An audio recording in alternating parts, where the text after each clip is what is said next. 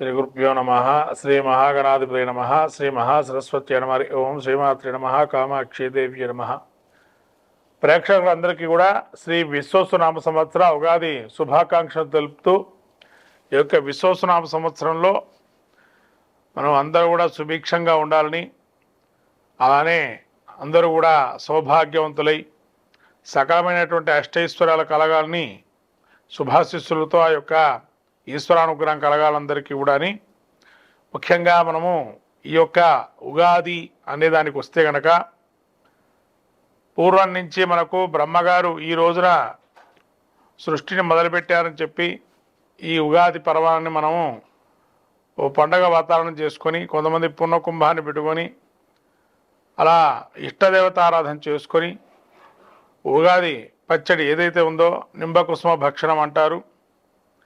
ఆ యొక్క ఉగాది పచ్చడి తిన్నట్లయితే శతాయుర్వర్జదేహంగా అంటే వజ్ర దేహంగా ప్రాప్తిస్తుందని, సకల సంపత్తులు అర్థము అంటే లాభము అనుగుణంగా అన్నీ ఉంటాయని చెప్పి, అందులో రుచిపూర్వకంగా షడ్రుచుల పూర్వకంగా ఉండేటువంటి ఉగాది పచ్చడిని సేవించి ఈ యొక్క పంచాంగ శ్రవణాన్ని కూడా విని దేశకాల మనిపిస్తులు అట్లనే వర్తమానంలో వ్యక్తిగతమైనటువంటి రాశి ఫలితాలు చెప్పుకోవటంతో ఈ యొక్క వినటంతో కూడా సకలమైనటువంటి పాపాలు క్షయిస్తాయని బ్రహ్మదేవుడు ఈ రోజున సృష్టిని మొదలుపెట్టాడు. కాబట్టి రవ్యాది గ్రహాల యొక్క ఎక్కడెక్కడ ఉన్నాయో వాటి యొక్క పరిస్థితిని బట్టి ఏ విధంగా మనం జ్యోతిష్ శాస్త్ర ప్రకారంగా ముందుకెళ్ళి తదనుగుణంగా ఈ యొక్క సంవత్సరం ఏ విధంగా వ్రత నియమాదులు అట్లనే హోమాది క్రియాదులు ఏ విధంగా ఆచరించాలని చెప్పి ఈ ఉగాది నుంచి మనం మొదలుపెట్టుకొని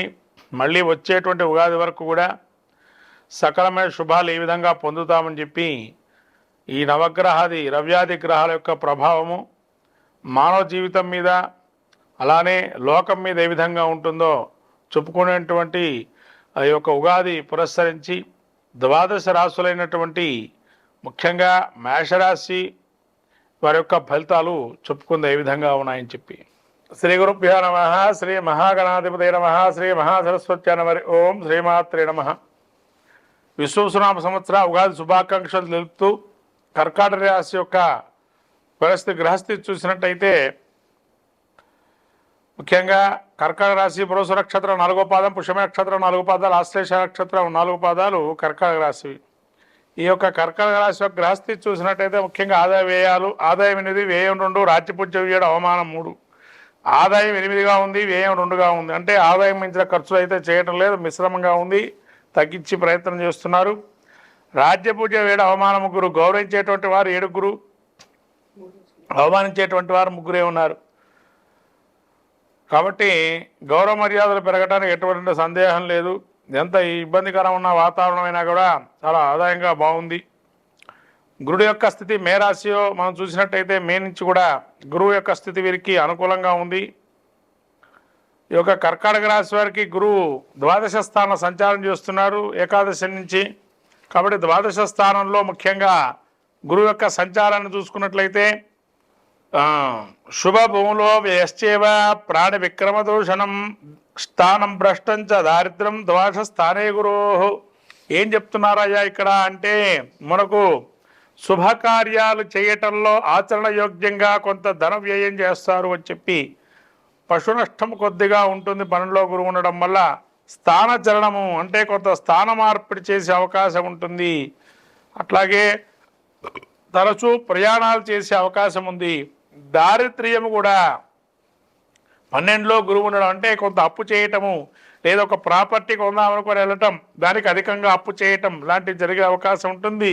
తద్వారా దారిద్ర్యం అనుభవించేటువంటి అవకాశం ఉంది అని కర్కాటక రాశి యొక్క గురువు యొక్క పరిస్థితి ఉగాది. అట్లానే అతిచారం ఉండి జన్మస్థానంలో సంచారం చేయటం కూడా చాలా అద్భుతంగా ఉంది.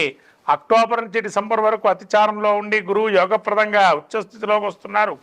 అందుకని గురువు కూడా యోగప్రదంగా ఉంటున్నారు, ఇంకా అత్యధిక యోగప్రదంగా ఉంటుంది. గురువు కూడా యోగదాయకమైన సమయం. ఆ 3 నెలలు కూడా స్థిరాస్తి లాభాలు కానీ నూతనమైనటువంటి కొన్ని కార్యక్రమాల శ్రీకారం చుట్టడం కానీ జరిగే అవకాశం ఉంటుంది.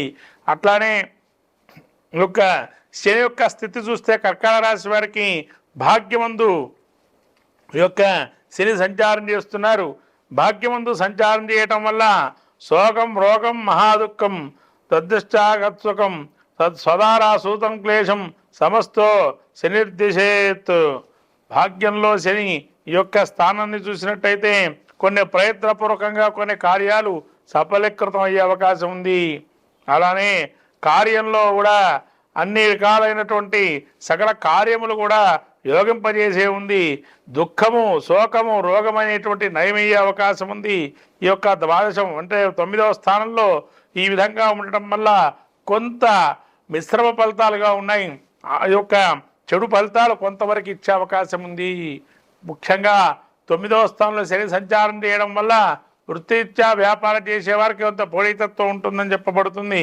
కాబట్టి మిశ్రమ ఫలితాలుగా శని గోచరిస్తున్నాడు 9లో. కానీ స్థిరాస్తి లాభం మాత్రం ఉంటుంది. ఎందుకయ్యా అంటే గురువు యొక్క వీక్షణ శని మీద కూడా ఉంది తదుపరి కాలం.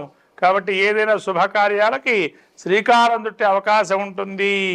అలానే రాహుకేతువులు, కేతువు 3వ స్థానంలో సంచారం, రాహు 8వ స్థానం సంచారం చేస్తున్నారు. కాబట్టి ముఖ్యంగా కేతు సంచారం చూస్తే అర్ధలాభం యశస్కర్యం పౌరుషం వినుదోస్తం ధనస్థానం సౌభాగ్యం ఆరోగ్యం భాగ్యమారోగ్యం. అంటే ధనస్థానంలో వివిధ రూపాల్లో కనుక ధన సంపాదన పెరుగుతుంది, కీర్తియు బలము పెరుగుతుంది, ప్రజల్లో పలుకుబడితనం పెరుగుతుంది, సర్వత్రా యోగంగా ఉంటుంది. సౌభాగ్యం అర్ధలాభంచ సగం అంటే మీరు అనుకున్నటువంటి లాభం సగభాగమే అందుతుంది అని చెప్పి పౌరుషం కొంత పరుషంగా మాట్లాడటం లాంటివి చేసే అవకాశం ఉంది అని చెప్పడం జరుగుతుంది. కాబట్టి ఇక్కడ కేతువు కొంత కీర్తి ప్రతిష్టలు చేయటం వల్ల బాగుంటుంది. ఈ యొక్క రాహు మీకు ఇక్కడ మళ్ళీ కూడా 8వ స్థానం సూచిస్తున్నాడు.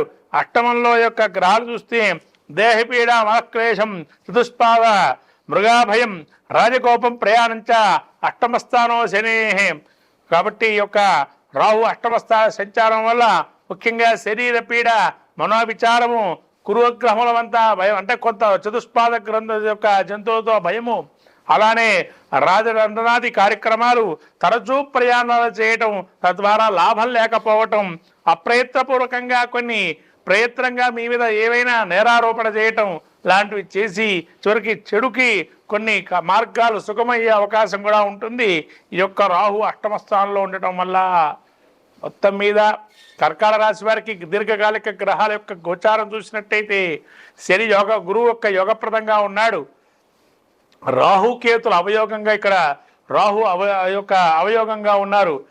మిగతా గురువు యోగప్రదంగా ఉన్నాడు, శని యోగప్రదంగా ఉన్నాడు, కేతువు యోగప్రదంగా ఉన్నాడు. ఒక్క రాహు మాత్రమే ప్రతికూలంగా ఉన్నాడు.